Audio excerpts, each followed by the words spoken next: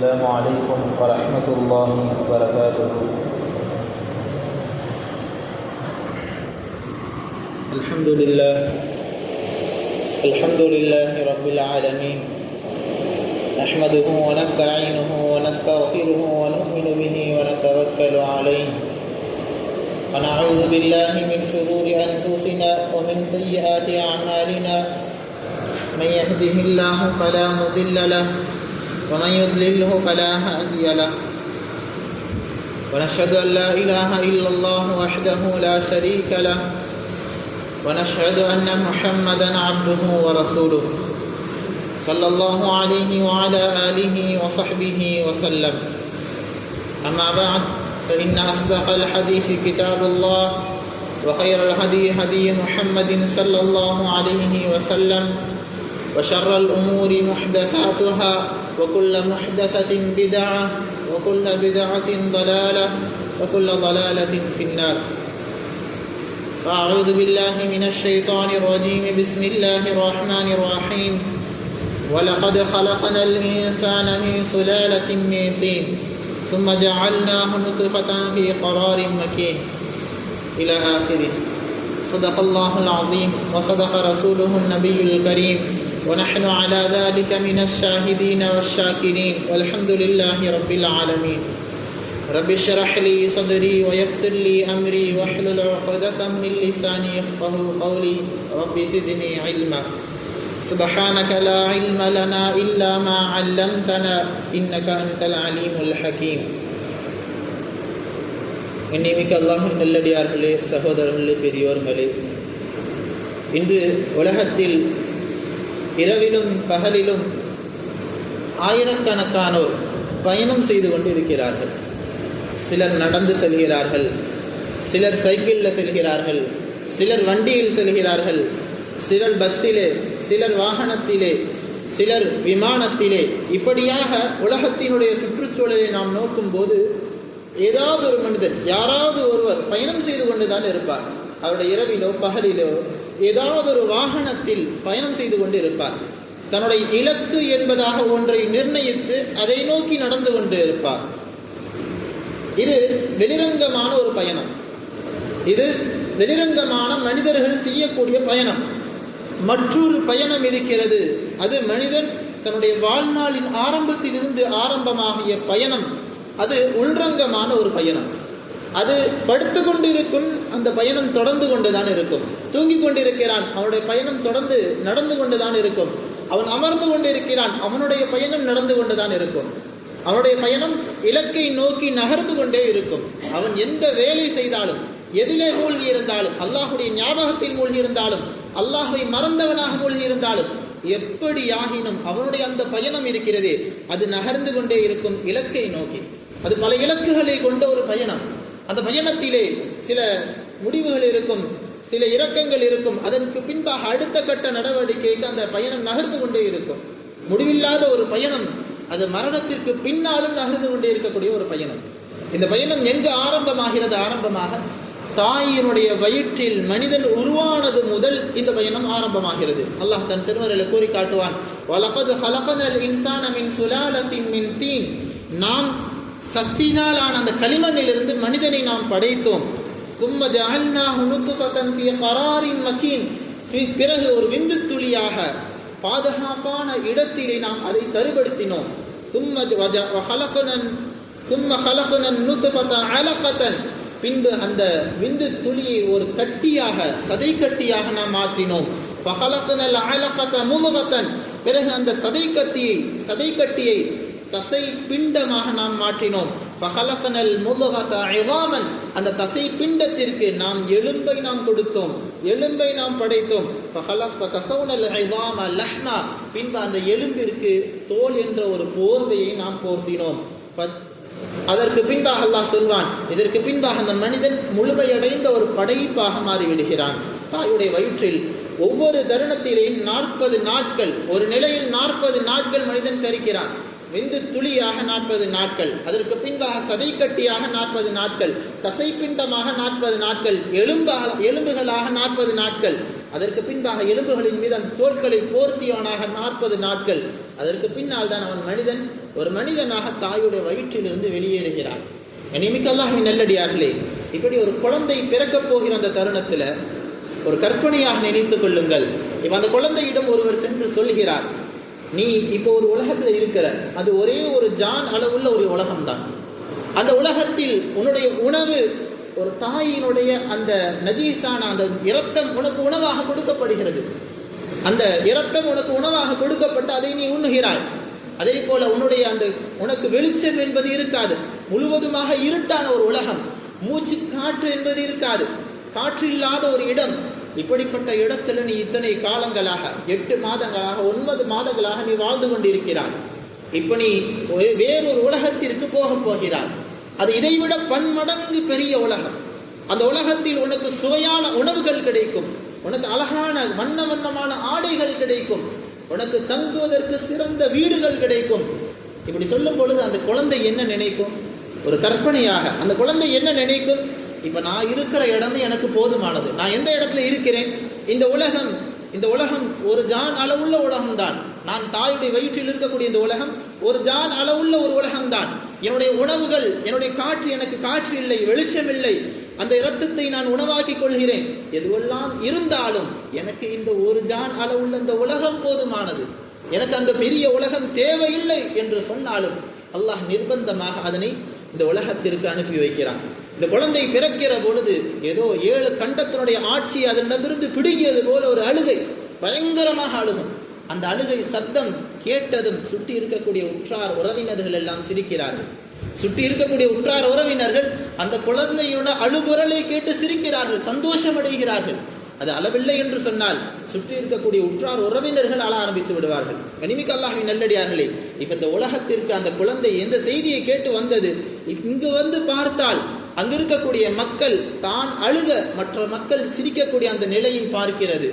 தான் கஷ்டப்பட்டு அழுது கொண்டிருக்கிறோம், தன்னோடு யாரும் அளவில்லை என்ற ஒரு எண்ணம் அதற்கு உருவாகிறது. கனிமிக்க அல்லாஹ்வின் நல்லடியார்களே, இப்ப இந்த குழந்தையுடைய வாழ்க்கை எப்படியாக இருக்கும்? இதனுடைய குழந்தையுடைய நிலைமை எப்படி இருக்க வேண்டும்? அசல்ல ஒரு பாரசீக கவிதையில் சொல்வார்கள், குழந்தை பிறந்த பொழுது அனைவரும் சிரித்தார்கள், நீ அழுது கொண்டு வந்திருந்தாய். இப்பொழுது நீ வாழ்ந்து காட்ட வேண்டும். உன்னுடைய வாழ்க்கையில் நீ வாழ்ந்து காட்ட வேண்டும். உன்னுடைய வாழ்க்கையின் மூலமாக நீ சிரித்தவனாக செல்ல வேண்டும். சுற்றி இருக்கக்கூடிய உற்றார் உறவினர்கள் அழுதவர்களாக இருக்க வேண்டும். அப்படிப்பட்ட ஒரு நிலையை நீ உருவாக்க வேண்டும். நீ இப்படி ஆகிவிடாதே. எப்படிப்பட்ட மனிதனாக நீ இறக்கும் பொழுது உற்றார் உறவினர்களும் அழுகிறார்கள், நீயும் கூட சேர்ந்து அழுகக்கூடிய மனிதனாக, நான் இன்னென்ன விஷயங்களை செய்யவில்லையே, நான் இத்தனை விஷயங்களை, இந்த நன்மையான காரியங்களை சேகரிக்கவில்லை என்ற வருத்தப்பட்டவனாக, என்ற கவலையுடையவனாக நீயும் அழுதவனாக ஆகிவிடாதே என்ற ஒரு பாரசீக கவிதை. கனிமிக்க அல்லாஹ்வின் நல்லடியார்களே, இதற்கு ஒரு அழகிய முன்னுதாரணமாக ஹுசைன் அஹமது மதனி ரஹ்மத்துல்லாஹி அலைஹி அவர்கள், என்னுடைய பெரிய ஹஜ்ரத் யாக்கூப் ஹஜ்ரத் அவர்கள் தங்களுடைய கண்களால் பார்த்திருக்கிறார்கள். யாக்கூப் ஹஜ்ரத் அவர்கள் ஹுசைன் அஹமது மதனி ரஹ்மத்துல்லாஹி அலைஹி அவர்கள் தேவ்பந்துடைய உலகத்தில் மிகப்பெரிய ஒரு மதரசா, உத்தரப்பிரதேசத்தில் இருக்கக்கூடிய தேவ்பந்து மதரசா, அந்த மதரசாவிலே ஆசிரியராக பணியாற்றியவர்கள். இவர்கள் பிறக்கும் பொழுதும் சுற்றியிருந்த மக்கள் அழுதுதான் இருப்பார்கள், சுற்றியிருந்த உறவினர்கள் அழுதுதான் இருப்பார்கள். ஆனால் அவர்கள் வாழ்ந்து காட்டினார்கள். அல்லாஹ் அக்பர். காரி தய்யிப் சாப் அவர்கள் சொல்கிறார்கள், அவர்கள் ஓய்வுக்கு ஓய்வு கொடுத்து விட்டார்கள். எல்லா நேரமும் அல்லாஹுடைய பொருத்தத்தை தேடியவர்களாக, மக்களுக்கு பணிவிடை செய்தவர்களாக தங்களுடைய வாழ்க்கையை ஆக்கி கொண்டார்கள். அல்லாஹுடைய பொருத்தத்தை மட்டும் இலக்காக வைத்து எம்பெருமானார் ஸல்லல்லாஹு அலைஹி வஸல்லம் அவருடைய சுன்னத்தை பின்பற்றியவர்களாக தன்னுடைய வாழ்க்கையை ஆக்கி கொண்டார்கள். இவர்கள் இறக்கக்கூடிய தருணத்தில் யாரும் கூட இல்லை, இவர்களோடு யாரும் இல்லை. இவர்கள் இறந்த பின்புதான் மக்கள் எல்லாம் வந்து பார்த்திருக்கிறார்கள். ஆனால் கண்ணியமிக்க அல்லாஹ்வின் நல்லடியார்களே, இவர்களை பார்த்தவர்கள், காரி தய்யிப் அவர்கள் சொல்கிறார்கள், நான் இவர்களை பார்த்த பொழுது மரணமாகி அடுத்த சில மணி நேரத்திலே நான் அவர்களை பார்த்தேன். என்னுடைய முகத்தை அவர்கள் சிரித்தவர்களாக இருந்தார்கள். இந்த உலகத்தை விட்டு செல்லும் பொழுது சிரித்த ஒரு முகம், சிரித்தவர்களாக அவர்கள் இருந்தார்கள். நான் நினைச்சேன், இது ஏதோ ஒரு கற்பனை, எனக்கு ஒரு பிம்பம் போல உருவாகி இருக்கிறது என்பதாக நினைத்தேன். ஆனால் அவர்களை பார்த்த அத்தனை நபர்களும் என்னிடத்தில் வந்து சொன்னார்கள், அதற்கு அவர்களுடைய முகம் சிரித்ததாக இருந்தது என்பதாக. இப்படிப்பட்ட ஒரு வாழ்க்கையை வாழ வேண்டும் என்பதை தான் அந்த கவியும் சொல்கிறது, அல்லாஹும் ரசூல் நமக்கு சொல்லி காட்டுகிறார். கனிமிக்க அல்லாஹ்வின் நல்லடியார்களே, மனிதனுடைய வாழ்க்கையில் ஒவ்வொரு கட்டத்திலேயும் ஒவ்வொரு ஆசைகள் இருக்கும், ஒவ்வொரு தேவைகள் இருக்கும். அந்த தேவைகள் குழந்தையாக இருக்கும் பொழுது குழந்தை அழுகும்போது என்ன செய்வோம்? சின்ன சின்ன விளையாட்டு பொருள்களை ஆட்டி காட்டுவோம், அதற்கு தாலாட்டு பாடுவோம். குழந்தை என்ன ஆகிவிடும்? அதனுடைய ஆசை நிறைவேறிவிடும், அதனுடைய தேவை நிறைவேறிவிடும், அதனுடைய அழுகையை உடனடியாக நிறுத்திவிடும். அதே கொஞ்சம் பெரிய பிள்ளையானவன ஸ்கூல் போகிற வயசு, ஸ்கூலுக்கு மகனை அனுப்பி வைக்கும் பொழுது, மதரசாவிற்கு மகனை அனுப்பி வைக்கும் பொழுது அந்த மகன் நான் போக மாட்டேன், அந்த பிள்ளை நான் போக மாட்டேன் என்பதாக அடம் பிடித்து அழுகும். இது அந்த நேரத்தில் இருக்கக்கூடிய ஒரு தேட்டம், ஒரு ஆசை. நான் இந்த வீட்டிலேயே சந்தோஷமாக ஓடி ஆடி விளையாட வேண்டும், என்ன செய்யக்கூடாது? பள்ளிக்கூடத்திற்கு படிப்பதற்காக வேண்டி அனுப்பக்கூடாது என்பதாக ஒரு சின்ன குழந்தைகளுடைய ஒரு கூட்டம் தெருவில் நின்று விளையாடி கொண்டிருந்தது. அங்கு ஒரு நபரை போலீசார்கள் எல்லாம் சேர்ந்து பிடித்து கொண்டு செல்கிறார்கள். அந்த சிறுவர்களுடைய கூட்டம் பார்த்து கொண்டிருக்கிறது. அந்த நபர் கத்துகிறார், என்னை விட்டு விடுங்கள், நான் போகிறேன், என்னை விட்டு விடுங்கள், நான் போகிறேன், நான் வரமாட்டேன் என்பதாக கத்திக் கொண்டிருக்கிறார். இதை பார்த்ததும் அந்த சிறுவர்கள் எல்லாம் ஒரு நபர்கிட்ட சென்று கேட்கிறார்கள், என்ன இந்த நபரை இவர்கள் எல்லாம் ஏன் இழுத்து கொண்டு செல்கிறார்கள், எங்க இவரை இழுத்துட்டு போறாங்க அப்படின்னு சொல்லி கேட்டப்ப அந்த நபர் சொல்கிறார், இவர் தவறு செய்து விட்டார், இவரை தூக்கில் ஏற்றுவதற்காக வேண்டி அழைத்து செல்கிறார்கள் என்பதாக. அந்த சிறுவர்களுடைய கூட்டம் சொன்னது, இதுக்கா இவ்வளவு கத்துறாரு, நான் என்னவோ ஸ்கூலுக்கும் மக்தபுக்கும் இழுத்துட்டு போறாங்க, அதனால அழுது கொண்டு இருக்கிறார் என்பதாக நாங்கள் கருதினோம் என்பதாக சொல்லிக் கொண்டார்கள். கண்ணியமிக்க அல்லாஹ்வின் நல்லடியார்களே, ஒரு சின்ன வயதுடைய குழந்தைக்கு இதுதான் ஆசையாக இருக்கும், இதுதான் தேவையாக இருக்கும். அவனுடைய தேவையும் ஆசையும் தான் சுதந்திரமாக விளையாட வேண்டும், இது அவனுடைய தேவை, அந்த நேரத்தினுடைய தேவை. அடுத்த கட்டம், அவன் படிக்க மாட்டேன் என்று சொன்ன பருவம் ஒரு பருவம். அதற்கு பின்பாக சில நாட்களில் அவன் படிக்க ஆரம்பிக்கிறான். அவனுடைய படிக்க ஆரம்பித்ததும் ஒரு சில நாட்களுக்கு பின்பாக பெரிய வயதை அடைந்ததும் மென்மேலும் படிப்பதற்கு ஆசைப்படுவான். ஒரு காலத்தில் தான் படிக்க மாட்டான் என்று சொன்னவன் பிற்காலத்தில் படித்து விட்டு மென்மேலும் படித்து கொண்டே செல்ல வேண்டும் என்ற ஒரு ஆசை அவனுக்குள் உருவாகிறது. காலத்தினுடைய தேவை, காலத்தினுடைய ஆசை, மனிதனுக்குள் ஏற்படக்கூடிய மாற்றங்கள் இவைகள் எல்லாம். அவன் வாலிப வயதை அடைந்ததும் அவனுக்கு திருமணம் செய்து வைக்கப்படுகிறது, காதிக்கு முன்னால் அமர்த்தப்படுகிறது, ஈஜாப் கபூல் சொல்ல வைக்கப்படுகிறது, ஈஜாப் சொல்லிக் கொடுக்கப்படுகிறது, அவள் கபூல் செய்து கொள்கிறார். இப்பொழுது இவருடைய வாழ்க்கை பல சந்தோஷமான தருணங்களிலேயும் பொறுப்பை ஏற்றுக்கொண்டு அவர் சுத்த வேண்டிய ஒரு தருணம். அலி ரலியல்லாஹு அன்ஹு அவரிடத்துல ஒரு காட்டரபி வந்து கேட்கிறார், திருமணம் என்றால் என்ன அப்படின்னு சொல்லி கேட்கிறப்ப அலி ரலியல்லாஹு அன்ஹு சொன்னார்கள், ஒரு மாத சுகம் இருக்கும். அடுத்து சொன்னார்கள், அதற்கு பின்பாக என்ன? மகர் கடமையாகும். அதற்கு பின்னால் என்ன? குழந்தை எப்படி பிறக்கிறதோ அதே போல புதிதொரு பிரச்சனைகள் உனக்கு வரும். ஒவ்வொரு பிரச்சனையாக பல விடயங்கள் உனக்கு முன்பாக வரும், அதை நீ சமாளிக்க வேண்டும்.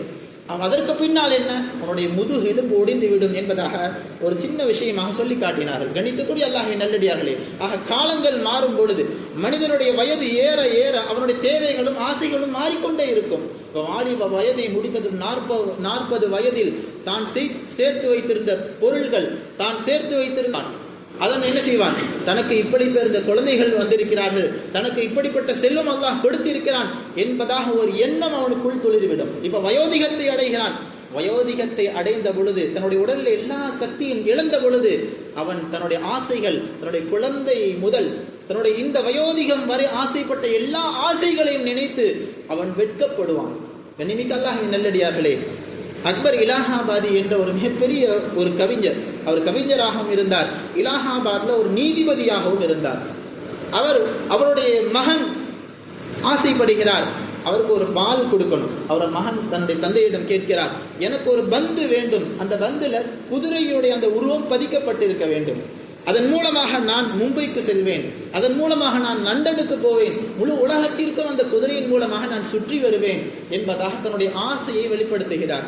இதை கேட்டதும் இந்த அக்பர் இலாஹாபாதி தன்னால் இயன்ற அளவு தன்னுடைய ஊரில் இருக்கக்கூடிய சுற்றுப்புற கடைகளில் சென்று அந்த பொருளை வாங்குவதற்கு முயற்சி செய்கிறார். அந்த பொருள் எங்கேயுமே கிடைக்கல. கடைசியாக அவர் விட்டுவிட்டார், அந்த பொருளை வாங்குவதை விட்டுவிட்டார். ஒரு சில நாட்கள் செல்கிறது, அந்த மகன் பெரியவனாக ஆகிறான், மேல் படிப்பை படிக்கிறான். லண்டனுக்கு சென்று மேல் படிப்பை படித்து தாயகத்திற்கு திரும்பக்கூடிய தருணம் அந்த தருணத்தில் அக்பர் இலாஹாபாதி மிகப்பெரிய அவர் பொறுப்பில் இருக்கக்கூடிய நபர், நீதிபதியாக இருக்கக்கூடிய நபர், தன்னுடைய மகன் மேற்படிப்பை முடித்துவிட்டு தாயகத்திற்கு திரும்புகிறான். எனவே அரசு அதிகாரிகள், முக்கியஸ்தர்களை அழைத்து ஒரு சந்தோஷத்திற்குரிய அந்த வாழ்த்துக்குரிய ஒரு நிகழ்ச்சியை நிகழ்த்துகிறார். இந்த தருணத்திலே வந்திருந்த முக்கியஸ்தர்கள், அரசு அதிகாரிகள் இவருக்காக வேண்டி, இந்த மகனுக்காக வேண்டி பரிசுகளை கொடுக்கிறார்கள், வாழ்த்தை தெரிவித்து விட்டு சென்று கொண்டிருக்கிறார்கள். இப்ப இந்த தந்தை ஒரு சின்ன ஒரு பொருளை, ஒரு பரிசை எடுத்துக்கொண்டு வருகிறார்.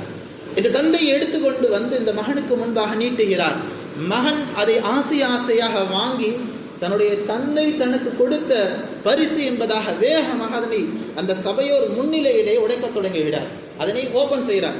ஓபன் செஞ்சு பார்த்தா உள்ளக்க பந்து இருக்குது. உள்ளக்க ஒரு பந்து, அந்த பந்துக்கு மேல குதிரையுடைய படம் பொதிக்கப்பட்டு இருக்கிறது. இதை பார்த்ததும் அந்த மகனுக்கு இதை எதுக்கு வாங்கிட்டு வந்தீங்க என்ற ஒரு வெட்கம். என நான் எவ்வளோ பெரிய வாலிபனாகி விட்டேன், நான் எவ்வளவு பெரிய படிப்பை முடித்து விட்டு வந்திருக்கிறேன், எனக்கு இந்த சின்ன பந்த பரிசாக கொடுக்கிறார்களே என்ற ஒரு வெட்கம். சபையோர்களும் பார்த்து விட்டு, என்ன இவருக்கு எதுவும் ஆயிருச்சா, வயசானதுனால ஏதோ ஒரு செயலை செய்து கொண்டிருக்கிறாரோ என்பதாக ஒரு சலசலப்பு ஏற்படுகிறது. இப்ப அக்பர் இலாஹாபாதி அவர்கள் தான் செய்த இந்த காரியத்திற்கு விளக்கம் சொல்கிறார்கள். நான் ஒன்றும், எனக்கு எந்த ஒரு இதுவும் ஏற்படவில்லை, நான் நல்ல நிலையில் தான் இருக்கிறேன், என்னுடைய புத்தி சுவாதி நல்ல நிலைமையில் தான் இருக்கிறது, நான் சிந்திக்கக்கூடியவனாகத்தான் இருக்கிறேன். நான் செய்ததனுடைய காரணத்தை நான் உனக்கு விளக்குகிறேன். உனக்கு இந்த இடத்துல ஒரு பாடத்தை நான் உனக்கு உணர்த்த விரும்புகிறேன். அதாவது ஒரு காலத்தில் நீ சிறு பையனாக இருந்த பொழுது, சிறு வயதில் உன்னுடைய மிகப்பெரிய ஒரு ஆசை, எதை கேட்டாலும் அதை கேட்கக்கூடியவனாக இருந்தாரே, அப்படிப்பட்ட ஒரு ஆசை இந்த பந்து தான். இந்த பந்து உனக்கு கிடைத்து விட்டால் போதும், அப்படிப்பட்ட ஆசையாக இந்த பந்து இருந்தது. ஆனால் பின் நாட்களில் அந்த பந்து இப்பொழுது நான் உன்னிடத்துல கொடுக்கும் பொழுது நீ வெட்கி தலை குனிகிறாயே, இதிலிருந்து நான் உனக்கு ஒரு பாடத்தை சொல்கிறேன். நீ இந்த உலகத்தில் வாழக்கூடிய காலங்களிலே நீ எதை செய்தாலும் சரி, நாளை மறுமையில் எல்லா மக்களும் இருக்கக்கூடிய அந்த சன்னிதானத்தில் உன்னுடைய செயல்களை எடுத்து சொல்லப்படும் பொழுது, உன்னுடைய ஆசைகளை நீ நிறைவேற்றினாயே, அந்த ஆசைகளை எடுத்து சொல்லப்படும் பொழுது நீ வெட்கி தலை குனிந்தவனாக ஆகிவிடக்கூடாது. இந்த பாடத்தை உனக்கு நான் இந்த இடத்துல உணர்த்துகிறேன் என்பதாக அவர்கள் தன்னுடைய மகனுக்கு அந்த இடத்துல உணர்த்தி காட்டினார்கள். கனிமிக்க அல்லாஹ்வின் நல்லடியார்களே, ஆக நாம் ஒரு நீண்ட பயணத்திலே இருக்கிறோம். நம்மளோட பயணத்தில் முந்தைய சென்ற தேவைகளும் ஆசைகளும் அடுத்த கட்டத்தில் பார்க்கும் பொழுது நமக்கே வெட்கமாக இருக்கும். இப்படிப்பட்ட செயலையா நான் விரும்புகிறேன் என்பதாக. ஆக கணித்துக்கூடிய அல்லாஹ்வின் நல்லடியார்களே, இந்த உலகத்திலே நாம் வாழக்கூடிய தருணத்தில் எப்படி நம்முடைய கருவிலே குழந்தை இருக்கும் பொழுது அந்த குழந்தையிடம் சொல்லப்பட்டது, மிகப்பெரிய ஒரு உலகம் இருக்குது, அந்த உலகத்தில் உனக்கு சிறந்த உணவு இருக்கிறது, சிறந்த ஆடை இருக்கிறது என்பதாக சொல்லப்பட்ட பொழுது அந்த குழந்தை இந்த உலகத்தை விரும்பவில்லையோ, நிர்பந்தமாக தள்ளப்பட்டதோ, அதே போல் இந்த உலகத்தில் இருக்கக்கூடிய இந்த தருணத்திலே நமக்கு சொல்லப்படுகிறது, சொர்க்கம் என்ற ஒரு உலகம் இருக்கிறது, சொர்க்கம் என்ற ஒரு இடம் இருக்கிறது, அது மிகச்சிறந்த ஒரு இடம். இங்கு இருக்கக்கூடிய எத்தனை ஆசைகளை நிரப்பினாலும் அந்த சொர்க்கத்தினுடைய ஒரு இன்பத்திற்கு சமமாகாது. அப்படிப்பட்ட ஒரு இடம், மிக பறந்து விரிந்த இடம். அங்கு இருக்கக்கூடிய உணவுகள் உலகத்திலே அத்தனை உணவுகளை விட ஆகச் சிறந்த உணவு. அங்கு இருக்கக்கூடிய நீர்பானங்கள் ஆகச் சிறந்த நீர்பானங்கள். அங்கு இருக்கக்கூடிய ஆடைகள் உயர்ந்த ஆடைகள், உயர்ந்த ரக ஆடைகள். அங்கு இருக்கக்கூடிய மாளிகைகள் வைரங்களாலும் தங்கத்தினாலும் மாளிகைகள் என்பதாக நமக்கு சொல்லப்படுகிறது. நாம் இந்த உலகத்தினுடைய இந்த எனக்கு இருக்க எப்படி அந்த குழந்தை ஒரு ஜான் இடம் எனக்கு போதும், இந்த தாயினுடைய வயிறு எனக்கு போதும், இருட்டான அந்த இடம் எனக்கு போதும், எனக்கு எந்த ஒரு காற்றும் தேவையில்லை என்று நினைத்ததோ, அதுபோல நாமும் இந்த உலகத்தை போதுமாக்கி கொண்டவர்களாக வாழ்ந்து கொண்டிருக்கிறோம். எண்ணித்திற்குரிய அல்லாஹ்வின் நல்லடியார்களே, எப்படி தாயுடைய வயிற்றிலிருந்து அல்லாஹ் நிர்பந்தமாக வெளியே எடுத்தானோ, அதே போல நம்முடைய உயிரும் ஏதாவது ஒரு நாள் நம்முடைய உயிரும் அல்லாஹ் கைப்பற்றுவான், நிர்பந்தமாக கைப்பற்றுவான். எப்படியாகினும் அல்லாஹ்விடத்திலே நம் உயிர் சென்றாகிவிடும். ஆனால் அந்த செல்லக்கூடிய அந்த தருணத்தில் நாம் அல்லாஹ்வை திருப்திப்படுத்தியவனாக நமக்குரிய எந்த சேகாரத்தை நாம் ஆகிரத்திற்காக வேண்டி சேகரிக்க வேண்டுமோ அதை நாம் சேகரித்து விட்டோமா என்பதை சிந்தித்தவர்களாக நம்முடைய வாழ்க்கையை நாம் ஆக்கிக்கொள்ள வேண்டும். கனிமிக்க அல்லாஹ்வின் நல்லடியார்களே, பிலால் ரலியல்லாஹு அன்ஹு அவர்களை பற்றி வருகிறது. அது பிலால் ரலியல்லாஹு அன்ஹு மரணிக்கக்கூடிய அந்த சமயத்திலே எல்லா கூடியிருக்கக்கூடிய குடும்பங்கள் எல்லாம் அழுகிறார்கள். அந்தோ கை செய்தமே, பிலால் ரலியல்லாஹு அன்ஹு அவர்கள் எவ்வளவு பெரிய சஹாபி, எங்களை விட்டு பிரிய போகிறார்கள் என்ற ஒரு கவலையில் சுற்றி இருக்கக்கூடியவர்கள் அழுது புலம்புகிறார்கள். அந்த நேரத்தில் பிலால் ரலியல்லாஹு அன்ஹு அவர்கள் சொன்னார்கள், மகிழ்ச்சியே, சந்தோஷமே, கொண்டாட்டமே, குதூகலமே என்பதாக சொல்லிக்கொண்டே போனார்கள். சொன்னார்கள், என்னுடைய தோழர், இறை நேசர், அல்லாஹுடைய இறை தூதர் நாளை நான் சந்திக்க போகிறேன், அவர்களுடைய தோழர்களை நான் சந்திக்க போகிறேன் என்பதாக சந்தோஷமாக மரணத்தை வரவேற்றுக் கொண்டிருந்தார்கள். தான் உலகத்தை விட்டு பிரிய போகிறோம் என்ற கவலை இல்லை, என்ற பயம் இல்லை. ஏன்? அதற்காக வேண்டி முன் தயாரிப்பு செய்து வைத்திருந்தார்கள். தன்னுடைய வாழ்நாள் எல்லாம் அல்லாஹ்வை பயந்தவர்களாக வாழ்ந்து கொண்டார்கள். கண்ணிமிக்க அல்லாஹ்வின் நல்லடியார்களே, அப்படிப்பட்ட வாழ்க்கையை நாமும் வாழ்ந்தோம் என்று சொன்னால் நமக்கும் எப்படி ஹுசைன் அஹ்மது மதனி ரஹ்மத்துல்லாஹி அலைஹி அவர்கள் வெளிரங்கத்தில் பார்க்கும் பொழுது சிரித்த முகத்தோடு, அல்லாஹ் பொருந்து கொண்ட நிலையில் சிரித்த முகத்தோடு மரணித்தார்களோ அது போன்ற ஒரு மரணம், பிலால் ரலியல்லாஹு அன்ஹு எப்படி மரணமானார்களோ அது போன்ற ஒரு மரணம் அல்லாஹ் நமக்கும் கொடுப்பான். எப்பொழுது நாம் அல்லாஹ் பொருந்தி கொள்ளக்கூடிய காரியங்களை நம்முடைய வாழ்க்கையில் நாம் ஆக்கிக் கொண்டால், அல்லாஹ் தாலா அப்படிப்பட்ட நன்மக்களாக, அல்லாஹ் பொருந்தி கொள்ளக்கூடிய காரியங்களை செய்யக்கூடிய நன்மக்களாக அல்லாஹ் தாலா நம் அனைவர்களையும் நம் குடும்பத்தையும் அல்லாஹ் தாலா ஆக்கி அருள் புரிவானாக. ஆமீன். வ ஆகிரு தஅவானா அனில் ஹம்துலில்லாஹி ரப்பில் ஆலமீன். அஸ்ஸலாமு அலைக்கும் வரஹ்மத்துல்லாஹி வபரகாத்துஹு.